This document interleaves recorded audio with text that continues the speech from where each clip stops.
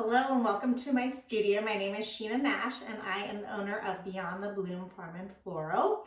I have been a designer for about 6 years, and then I've been doing flower farming for a little over 3 years. So today I'm going to show you my technique of creating a bridal bouquet with the pink couture selection. So for this, I have everything all ready to go. The stems are all cleaned and garter petals are removed. So it's important to do this so that your flowers are ready to just add to the bouquet as you create it. So for this technique, I'm going to use an open hand technique.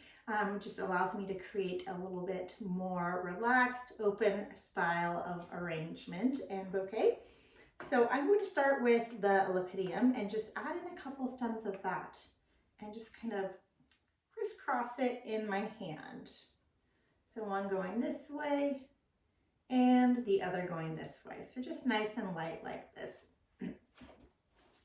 And then I'll start adding in more of the center of the arrangement.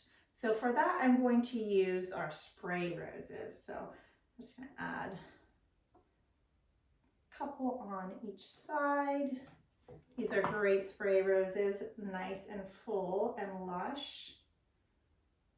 Adding that like so, kind of keeping that X like that.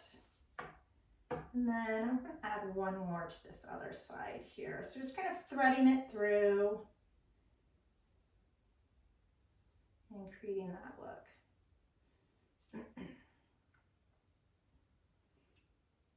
All right. So these will kind of be a little bit of our background flower here. This one looks like it's broken, so I'm just going to snip this off. I like to keep some little snips nearby and then use my other larger clippers for the end to cut the stems. So, okay, so we have that in there, and then I'm going to start adding in some of the white roses, and a little bit more of that background color. So we'll do one on this side. Just kind of lay it right in here. There's a nice little nest for it right there. And then I'll do a couple on this other side. Oh, I missed one thorn here. Just remove that. So just threading this through here. A lot of times I kind of like to work in odds, so I'll do, maybe 2 on one side, 1 on the other, or 3 and 2, kind of 5s or 3s. So just kind of, in design and floral, I feel like that just works a little bit better. Okay, so with that, I'm going to add one more white rose on this side. Just kind of threading this down in between here, like so. All right, that looks nice. Okay, then we'll start adding in a little bit of color with these beautiful peachy pink roses. So lovely. And again, I'm going to close my hand just a little bit so kind of you can see kind of the shape that we're starting to create with our bouquet. And for this side's a little bit light, so I'm going to do a couple over here. One a little bit lower, another one a little bit taller in here.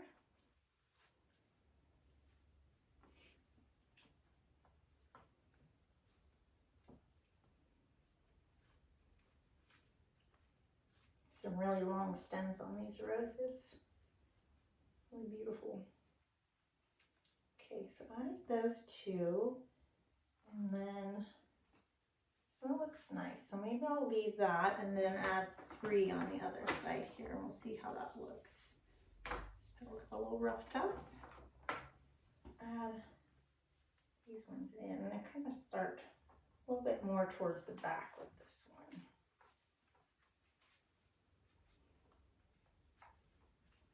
And if they fall down, that's okay. Just kind of keep them out a little bit more. Sometimes they can get a little unruly. They just want to do what they want to do. Okay, and then another one back here.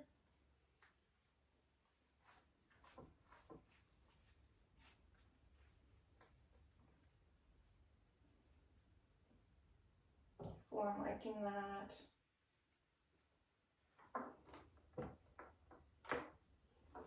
Again, maybe a little bit farther in here. Do another one, kind of bridging those colors. I kind of like to cluster them a little bit. It just gives it a little bit more powerful effect. So you can see that we're kind of started clustering them together there. Got our different colors. There we go.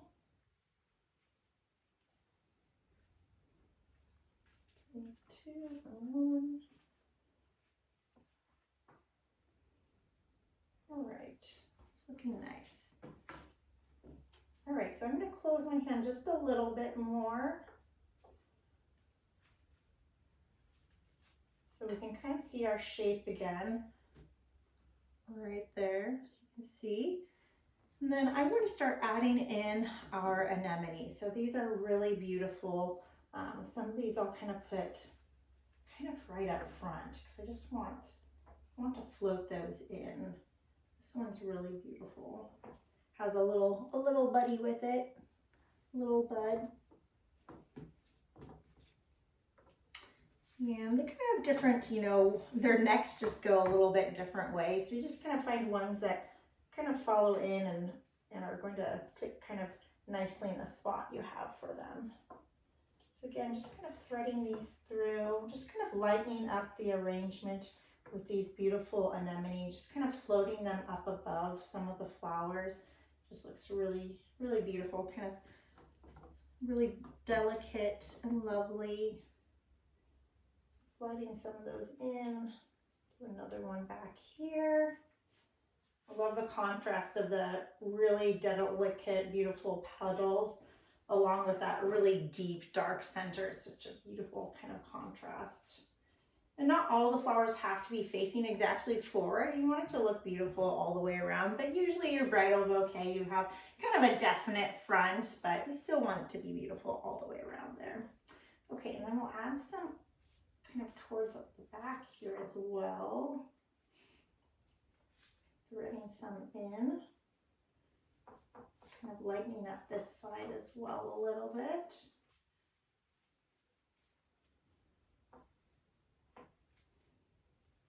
I think we want this one to turn around over here a little bit. There we go. Sometimes it takes a while just to find its little home there. I have this cute little one. I kind of like this for maybe right in front here.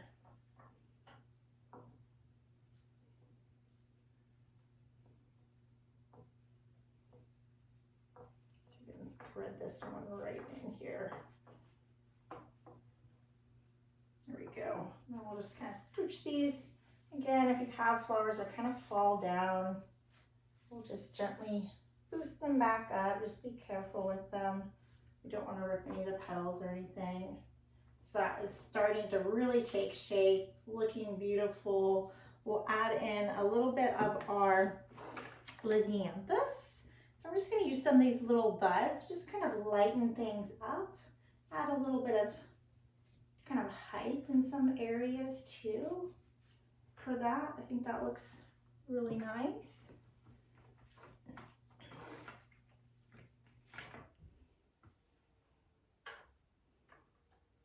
Maybe kind of right in front here a little bit as well. Yeah, like that. So you want to think about, you know, how the front is going to look with your bride and how she's going to hold it.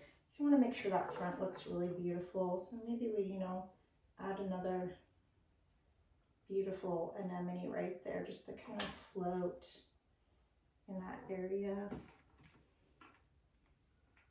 And then add in some more of that lisianthus. Grew lisianthus on my farm this year and it turned out so beautiful. I had lisianthus going crazy. Good problems. Beautiful flower to have. It's in lovely white and then a beautiful kind of blushy pink color this year. And a few of some other colors, but mostly the blush and the white. Those just seem to be very, very popular colors, of course. And if you have something that doesn't work in a spot, just go ahead and take it back out. I think this one I'm just going to kind of cluster back where this other one is. Thread that through. Just be careful when you're threading through. Some of the stems are definitely a little bit more delicate and brittle, so just be careful of that.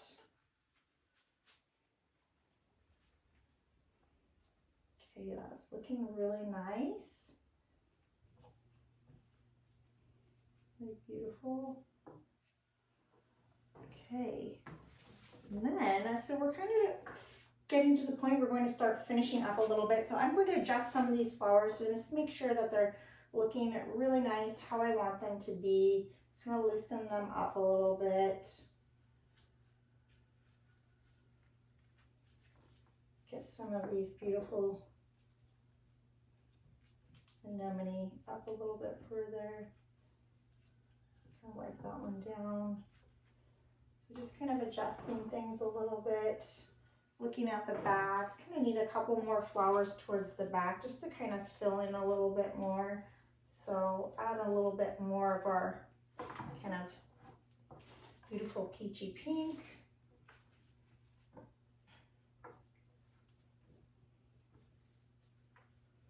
Kind of right in the background here. Looking really nice though. Just kind of rounding out the arrangement.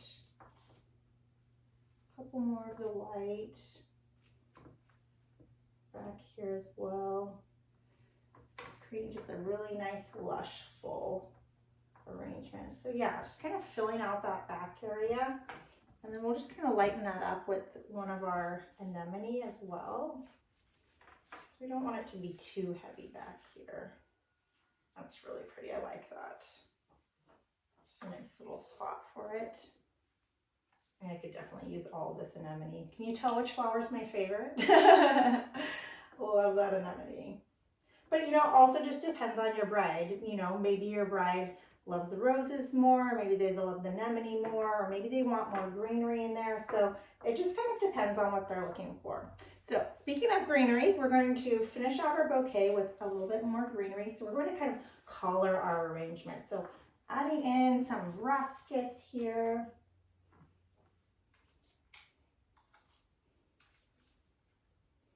For arrangement, great piece of greenery, really beautiful. Kind of just finishing out our arrangement.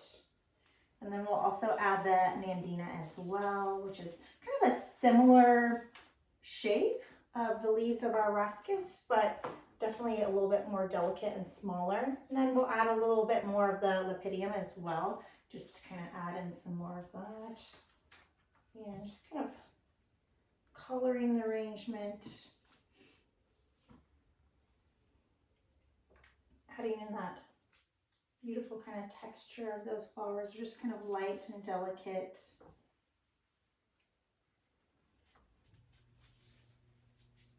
Adding that in towards the back a little bit, really nice and pretty. Beautiful. Just even those little touches, you know, just that little bit of texture of greenery. It's just really important to just kind of round out the bouquet. These pieces are a little bit small. We can use those kind of down low a little bit here. Adjust those. It's looking really nice. I'm really liking how this is turning out. Okay, we're gonna add just a little bit of the Lepidium. It's just so fun and whimsical, and I feel like we just need some towards the back. Maybe not a piece that's quite that full. Maybe we'll just snip a little bit of that off. And then, oh yeah, a little bit more right here. Just going to kind of thread it through so it looks like it belongs a little bit better. Easier said than done when you have this many flowers in your hand. There we go.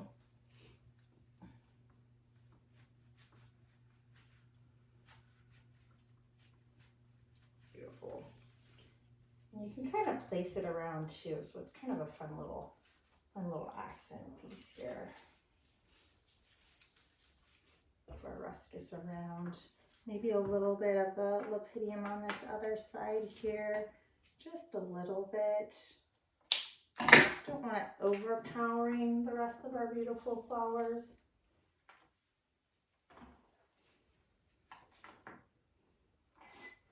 But, you know, also just depends on your bride. Maybe they love lots of greenery, so maybe they want a lot of greenery with their flowers. So, okay, I think that is looking good.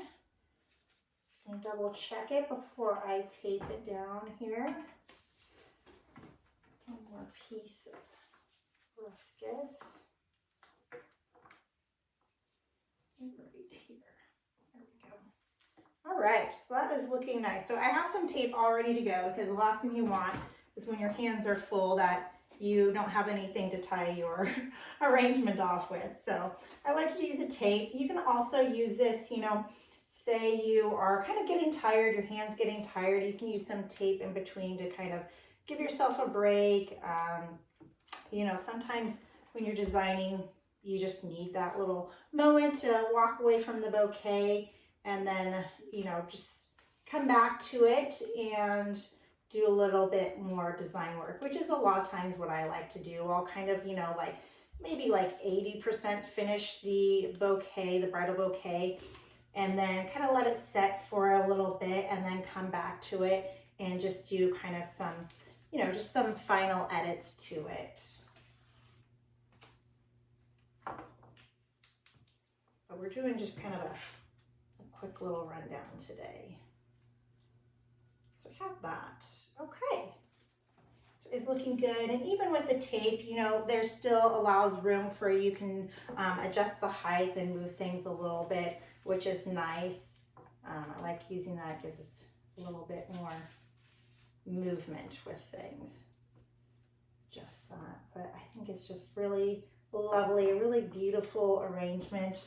And it's nice sometimes you can, you know, work against with a mirror to be able to see what everything looks like. So this is the bouquet, beautiful. And of course, we'll want to go ahead and snip all of the ends of our stems. Snip those down so they look really, you know, nice and beautiful and even, because you don't want a bridal bouquet with ratty ends. And then you could also, you know, if you're, depending on what the bride wants, you know, we definitely would cover the tape with either some ribbon, some satin ribbon, some silk tie, you know, some people like lace or burlap. So just depending on the theme of the wedding, then you can kind of finish it off that way. It just depends on what they want. So just kind of cutting this. Sometimes if you get really thick ones, you can kind of cut out the middle a little bit. And then also once you wrap it a little bit more, the stems will be a little bit less unruly, but still kind of get that spiral without, you know, just using a different technique there. So there's that beauty right here. So just really fun. And we have lots of ingredients. We use most everything in the bouquet. But it just kind of depends on what the bride is looking for. But I think it looks really beautiful. And then once I'm done with it, I usually like to set it in some water. So I have some water just set aside ready to go here. And that is just like that. And then, you know, you would just definitely want to wait to wrap it until you are ready. So just clean this up and then we'll make the boutonniere. And typically I like to, you know, start working on my wedding bouquet, you know, a couple days before, like I said, so that way I can kind of make it, you know, 80% of the way and then come back to it and kind of do some final adjustments for it and then kind of go from there. And that seems to work best for me. And then doing some final touches and then allowing it to just really hydrate a little bit. Now a lot of the roses are still kind of closed, so they'll open up a little bit more, and also doing your bouquet a little bit earlier, that'll allow those beautiful roses to open up a little bit more so they look a little bit fuller for the wedding day. And similar techniques when you're doing an arrangement, you'll just be using it in a vase. Instead of doing it in your hand, you'd be doing it in the vase, which is fun as well. So love teaching those classes. Okay, I'm going to set these aside so that we can work on the boutonniere.